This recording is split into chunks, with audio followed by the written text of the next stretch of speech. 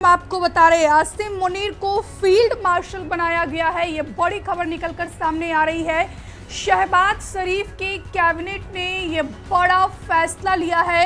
जम्मू कश्मीर के पहलगाम में हुए अटैक के बाद जिस तरीके से भारत ने ऑपरेशन सिंदूर चलाया, पाकिस्तान को मुंहतोड़ तरीके से इसका जवाब दिया गया। मुंह के खाने के बाद जो है यहाँ पर आसिम मुनीर को शहबाज सरकार ने एक गिफ्ट दिया है, तोहफा दिया है। और यहाँ पर बात की जाए तो अब आसिम मुनीर जो वहाँ का सेना का चीफ था उसको अब फील्ड मार्शल बनाया गया है। ये बड़ी खबर निकलकर सामने आ रही है। आसिम मुनीर का प्रमोशन किया गया है।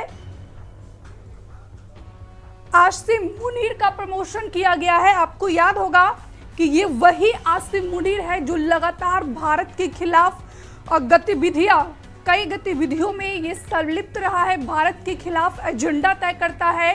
और अब उसी आसिम मुनीर को जो है शहबाज शरीफ, जो पाकिस्तान के वजीर आलम है, जो पाकिस्तान के प्रधानमंत्री है, उन्होंने तोहफा दिया है। ऐसे में सवाल ये उठता है कि आखिरकार जनरल आसिम मुनीर की बात की जाए तो किस बात का प्रमोशन किया गया है, क्योंकि भारत ने जिस तरीके से पाकिस्तान के खिलाफ ऑपरेशन सिंदूर चलाया, लगभग 100 आतंकियों को उनके घर में घुसकर ढेर कर दिया, पाकिस्तान को घुटनों पर लाया।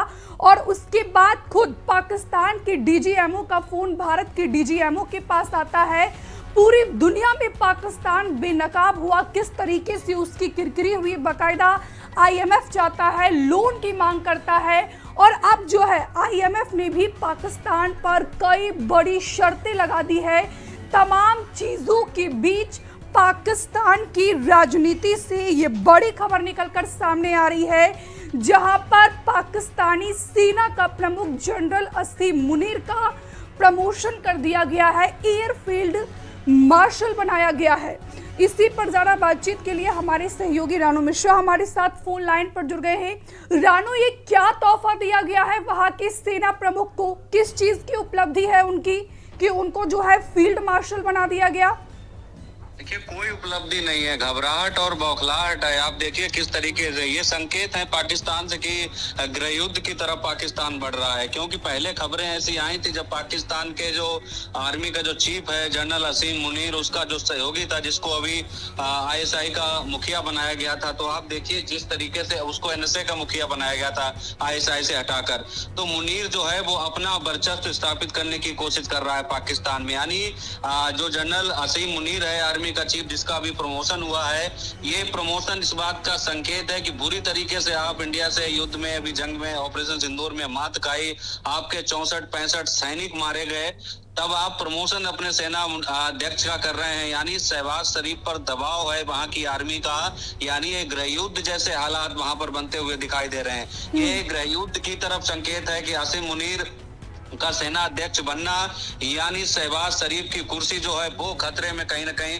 पड़ती हुई दिखाई दे रही है। जिस तरीके से, जिस दबाव में, देखिए जिस भारी दबाव में शहबाज शरीफ की कैबिनेट ने यह फैसला लिया और आसिम मुनीर को फील्ड मार्शल के पद पर पदोन्नत किया है, ये फैसला बता रहा है कि शहबाज शरीफ बहुत मुसीबत में फंस चुके हैं, उनके ऊपर भारी दबाव बन गया है सेना का। यही वजह है कि आसिम मुनीर ने पहले अपने करीबी को, जो आईएसआई चीफ था, उसको एनएसए प्रमुख बनवाया और अब देखिए खुद पदोन्नति पाली है शहबाज शरीफ पर दबाव बनाकर। तो पाकिस्तान का दूसरा फील्ड मार्शल बनाया गया है आसिम मुनीर को, जो बुरी तरीके से उनकी सेना ने मात खाई। हिंदुस्तान के हाथों हमने उनके घर में घुसकर करीब 9 सैन्य ठिकानों को निशाना बनाया, जिसमें 5 एयरबेस शामिल थे।